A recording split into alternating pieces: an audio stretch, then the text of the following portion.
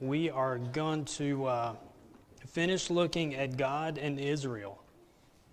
Kind of appropriate, right? With everything that's going on. Some of y'all may not know, but Israel was attacked, and they are now, their prime minister has declared war, so they are at war right now. And that is, with us dealing with Israel, I think it's kind of appropriate that we hit this passage and that we'll be talking about God's plan for Israel. Last time we saw that God had a remnant of Israel, and today we're going to see the rest of his plans, everything else that he has planned out for Israel. But here's the thing, because I know some of y'all are going to say, yeah, okay, well, I'm not Jewish, so that means I'm out of this. No, because I want you to realize that when God made a plan for Israel, he included you also. He already had a plan for you also in this, and you're going to find out you're in it. We'll talk about us, how this impacts us. And then we're going to look at the final phase of what God has in store for Israel. So with all of that, we'll go ahead and get started. If you look on your listening guide, our big idea today is God has not forgotten about the Jews. God has not forgotten about the Jews. Let's go ahead and get started. Romans chapter 11, starting in verse 16. It says, if the first piece of dough is holy, the lump is also. And if the root is holy, the branches are too. But if some of the branches were broken off, and you being the wild olive were grafted in among them, and became partaker with them of the rich root of the olive tree, do not be arrogant towards the branches. But if you are arrogant, remember that it is not you who supports the root, but the root supports you. And you will say then, branches were broken off so that I might be grafted in. Quite right. They were broken off for their unbelief, but you stand by your faith. Do not be conceited, but fear. For if God did not spare the natural branches, he will not spare you either. Behold then the kindness and the severity of God. To those who fell, severity, but to you, God's kindness. And if you continue in his kindness, otherwise you will also be cut off. And they also, if they do not continue for their unbelief, will be grafted in, for God is able to graft them in again. For if you were cut off from what is by nature a wild olive tree, and were grafted contrary to nature into a cultivated olive tree, how much more will these who are the natural branches be grafted into their own olive tree? All right, so let's stop there. There's a lot going on there, and let's start working our way through this. First point on your listening guide is God is showing grace to the world right now. God is showing grace to the world right now. So we start this passage in verse 16, and Paul is setting up an illustration about what is happening to the Gentiles, but also what is happening to the Jews. In verse 16 it says, for the first piece of dough is holy, and the lump is also. And if the root is holy, the branches are too. So to understand it, you got to understand what Paul's talking about. And what he's talking about right now is an Old Testament offering. It was the first fruits offering. And what would happen is that they would bring their first fruits to the priest, and then the priest would take that and he would offer a sample of that to God, and then the rest was considered holy also.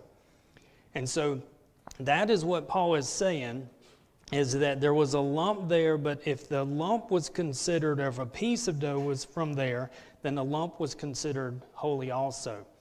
But then he goes into talking about the root of an olive tree. And people are like, okay, what is he talking about here? Verse 17, but if some of the branches are broken off, and you being a wild olive were grafted in among them, and became partakers with them of the root, the rich root of the olive tree. So what in the world is Paul talking about? Olive tree, wild olive tree, the root of the olive tree. If the root of the olive tree is holy, it's kind of confusing, right? Okay, so let's break it down what he's talking about here. What Paul's talking about is he's saying, he talks about the root, the rich root of the tree. The root is Abraham. Who's Abraham? Father of the Jews, right? And so they based everything on Abraham. So he's saying that is the root. That was acceptable to God. So if Abraham was acceptable to God, then that means all of his descendants would also be acceptable to God. But then he's also saying that God cut off some of the branches. Well, if we think about it, when Jesus came as the Messiah, did the Jews embrace him or did they reject him? They rejected him, right? And so when they rejected him, they were still saying, we want to go by works, not by faith. And so they rejected him. And when they did, it says that some of the branches were cut off because of unbelief. They wanted to stay in the works-based salvation instead of a faith-based salvation. But now, Paul is using all of this also to talk about us. And you're like, okay, where do we come in? Because I get Abraham's the root of the tree because he's the father of the Jews. I get some of them are cut off. Where do we come into this? Well, if we look, he talks about that there were some wild olive branches that were grafted in. You want to guess where you fit in on this? You're the wild olive branches. You're like, okay, I didn't know that. I don't even like olives, so this is kind of weird for me to talk about that I'm an olive branch because I don't even like olives. But Paul's talking about what usually would happen during this time. The Israelites, they wanted to stick with their works-based salvation instead of a faith-based salvation. And because of that, they were cut off. We look at verse 20, it says, quite right, they were broken off for their unbelief. But you stand by your faith. Do not be conceited, but fear. So because they didn't believe, they were cut off. So then that comes back to us. So then how are we grafted in? Farmers back then, what they had found out they could do is they could take a wild olive tree and they could take branches off a good olive tree, a cultivated olive tree, because that's what Paul calls it here, a cultivated olive tree. And they could graft in the cultivated one into the wild one. And that way they would have a flourishing tree that would produce olives. Here's the difference in a cultivated and a wild olive tree. Cultivated one produced olives you could use. Wild olive tree, nothing. Kind of like, you know how you can look at the apple tree and sometimes you have a good apple tree, and that's like a Honeycrisp or Granny Smith, something like that. What about a crab apple tree?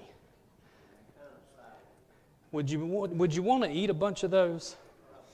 Probably not, right? If you had a crab apple tree, the only thing those are good for is throwing at stuff, right? That's about it.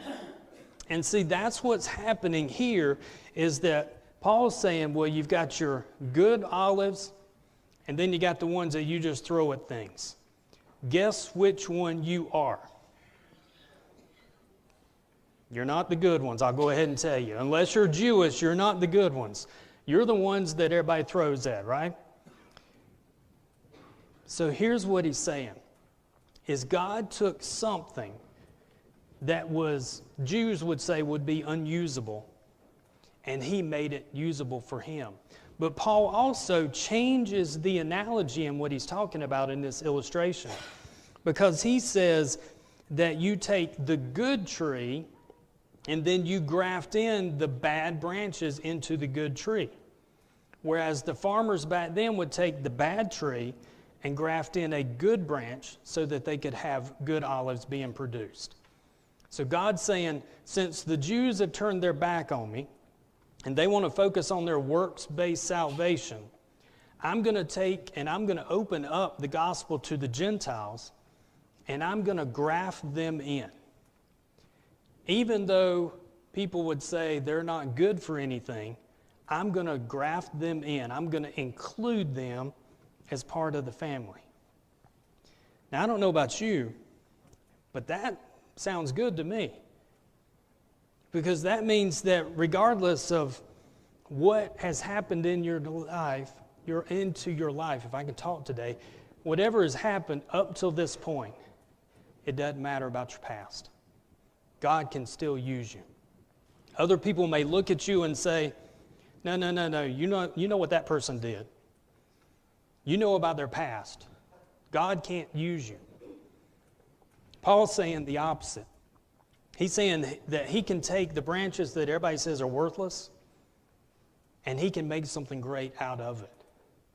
And so that means that regardless of what your past is, God can still use you.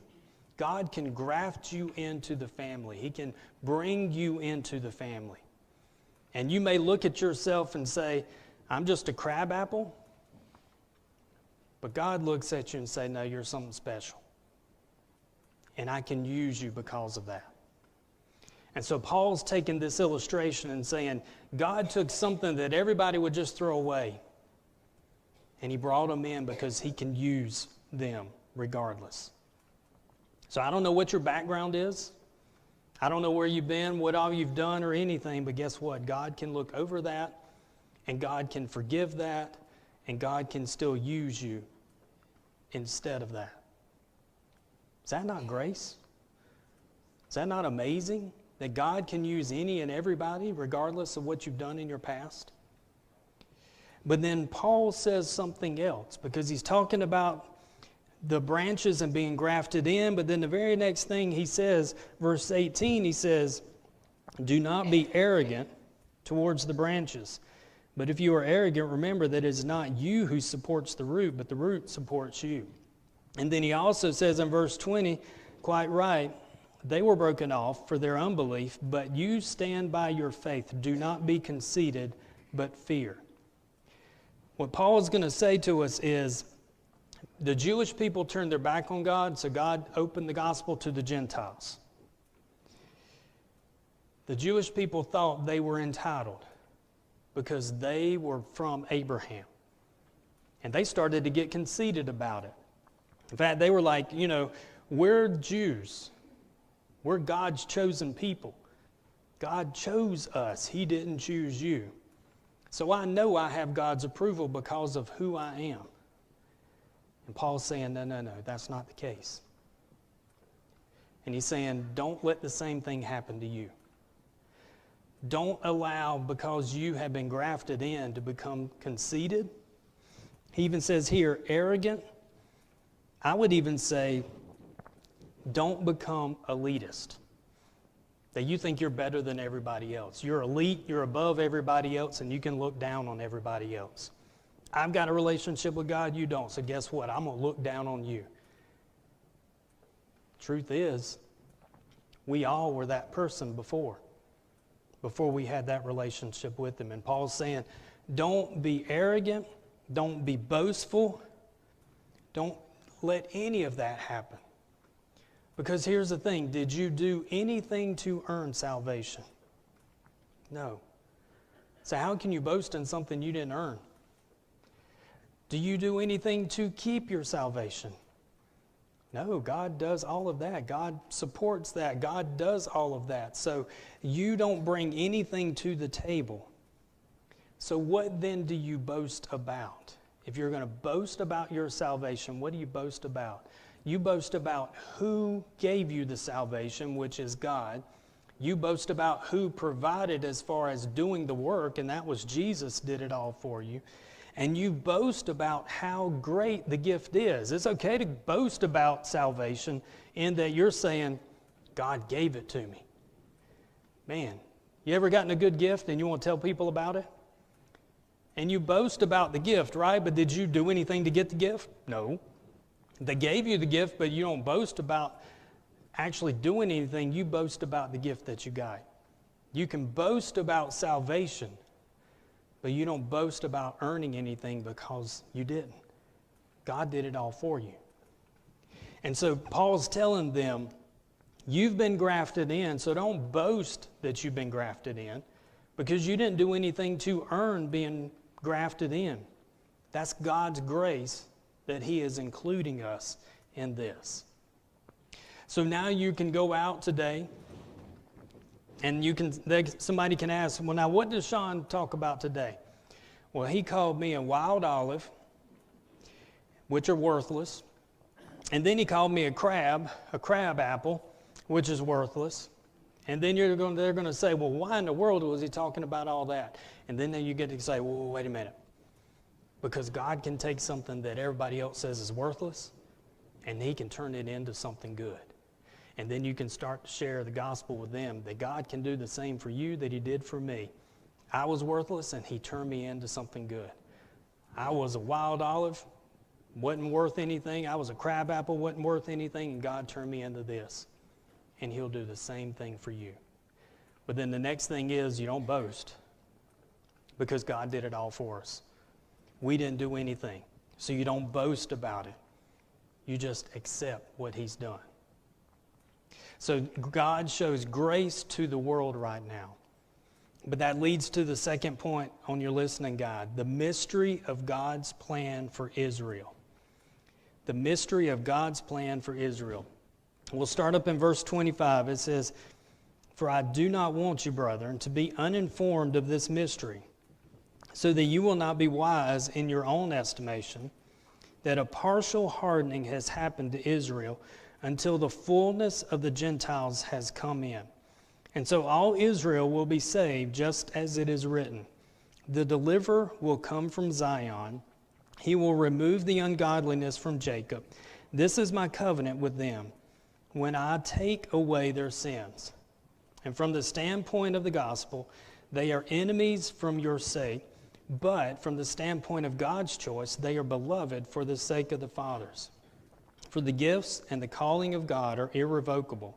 For just as you once were disobedient to God, but now have been shown mercy because of their disobedience, so these also now have been disobedient, that because of the mercy shown to you, they may now show mercy. For God has shut up all disobedience, so that he may show mercy to all." All right, so Paul now is going to switch gears. Now he's going to talk about Israel.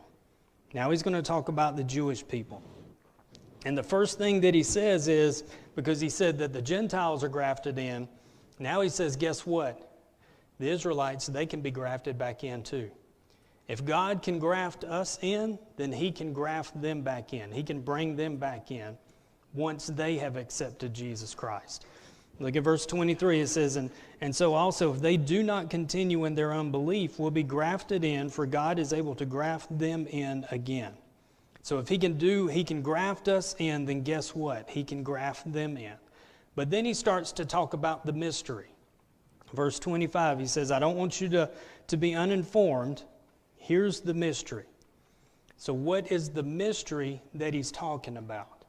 Well, the mystery is that Israel will be hardened for a while. Meaning that if they want works-based salvation, then God says, fine, you go earn that, but you'll never be able to earn it. I'm going to allow you to do that. But at the same time, he hardens them, which opens the door for us, so that the gospel will go out to the Gentiles. So the mystery is God allows a hardening to happen to Israel, but with that, he also opens the door for the Gentiles, for us, so that we can hear about that. And so this hardening will only last for a certain amount of time, and then when God is ready, that will end, and then Christ will come back. So who then is Paul talking about in this? The mystery and Israel. Israel is talking about people that were born Jewish. That's who he's talking about right now. And so the Jews are referred to as a whole body, all of Israel combined. So what about them? He says here in verse 26, and so all Israel will be saved, just as it is written. The deliverer will come from Zion. He will remove ungodliness from Jacob. And this is my covenant with them when I take away their sins. So what does save mean? Save means that they will believe in Jesus, the Messiah. So then he says that a deliverer will come. Now, who do y'all think the deliverer is going to be? All right, say it again all together. It's a Sunday school answer. Come on. When you don't know what to say, what do you say? There you go. You say Jesus, right? Because Jesus is most of the time correct. Unless they're asking if anybody sinned this week, then you don't say Jesus, because then that wouldn't be a good answer, right? Jesus is the deliverer. But now it says the deliverer will come from Zion. Where is Zion? Well, scholars say there's two options on this, that it's either Jerusalem could be looked at as Zion, but also heaven could be looked at as Zion.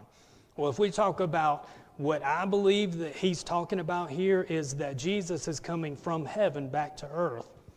And most scholars believe, too, that this is talking about the second coming of Christ, that Christ is coming back. And during this time, there are going to be a lot of Jews that are saved. Now, Paul says in here, he says, so that all Israel will be saved. Does he mean that every single Jewish person that is alive on the face of the earth will be saved? No, he's not talking about that. He's talking about generalities. You know how you'll go to a birthday party and there's only like 2 or 3 people there? And then when you see somebody later on, you'll say, nobody was there. Well, now, were there some people there? Yes, there were like 2 or 3 people there, but you'll say nobody was there because it's a generality. Same thing is you can walk into a room and the room is full of people, so you'll say, was there a lot of people there? Oh, everybody was there. Well, now, if everybody was there, that meant there was like 7 billion people in that room. Was that true? No, we talk in generalities. Paul's talking about a generality that he's saying a majority of the Jewish people will be saved during this time. So then what should our stance be to Jewish people right now while their hearts are hardened towards the gospel? We should be sharing the gospel with them. We should be loving them and sharing the gospel with them. Look at verse 28. It says, from this standpoint of the gospel, they are enemies for your sake, but from the standpoint of God's choice, they are beloved for the sake of the fathers. God hasn't turned his back on them. He still loves them. And the gospel is still open to them right now if they accept the gospel. They have to come to a point where they accept the gospel. So do we turn our back on them? No. Even though they are far from the gospel, do we turn our back on them? No. We reach out to them. So then the next question is then, if all of Israel is going to be saved and the deliverer is coming from Zion, how will they be saved? Jesus pops on the scene and then just all of them are saved all of a sudden? No. If we think about what Jesus said, his words, Jesus said to the disciples in John 14, he says, I am the way, the truth, and the life. Nobody comes to the Father except through me. Nobody means nobody, right? Which means everybody has to come through Jesus to be saved. So that means for the Jewish people on the second coming of Christ, for them to be saved, they have to give their life to Christ. They have to come to a point and say, wait a minute, Jesus is our Messiah, and I'm putting my faith and my trust in him because of what he's done for me. And because of that, they will be saved. But also he talks about in here the fullness of the Gentiles. What is the fullness of the Gentiles that he's talking about? Well, if we think about the fullness of the Gentiles, that means that the gospel will be shared with all of the Gentiles. Well, who are the Gentiles? That's us, right? And that means that the gospel has to be shared all around the world. Well, some people take this to mean that it has to be shared with every language that is spoken in the world. Others say that it just has to be shared around the world. Well, if we think about here and now today, has the gospel been shared on every continent of this world? It is getting very close to being shared everywhere. Just about. How's that make you feel?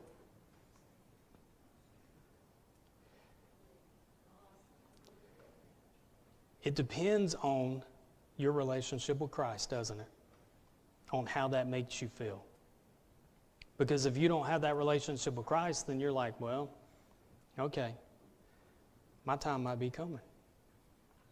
But if you have that relationship with Christ, then it's like, well, I know where I'm going.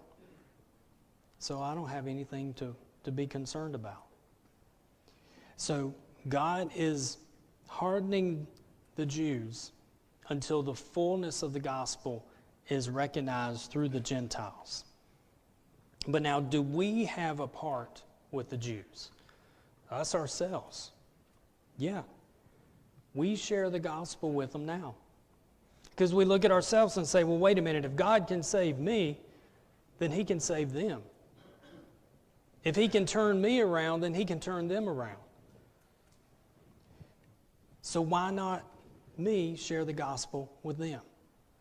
Now, I told you last week how I tried to share the gospel with one of my friends, and I told you barbecue's probably not the best way to share the gospel with somebody, but I tried it anyway.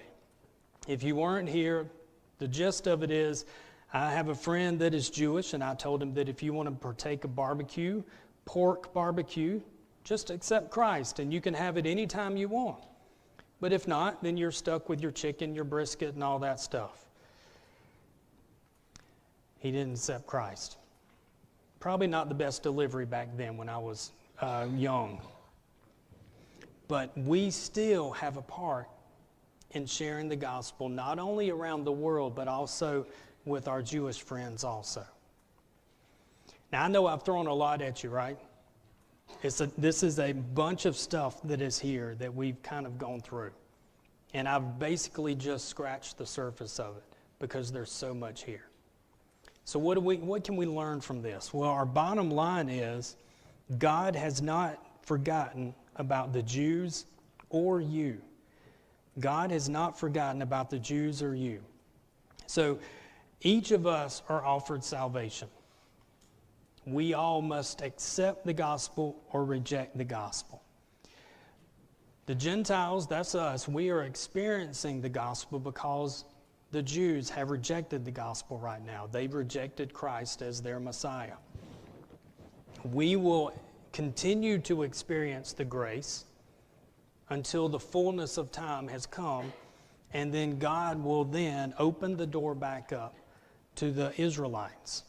He will send His Son, and He will share the gospel with the Israelites. And at that point in time, a great number of them will accept Christ as their Lord and Savior. So what can we take from this? From this passage, what can we learn?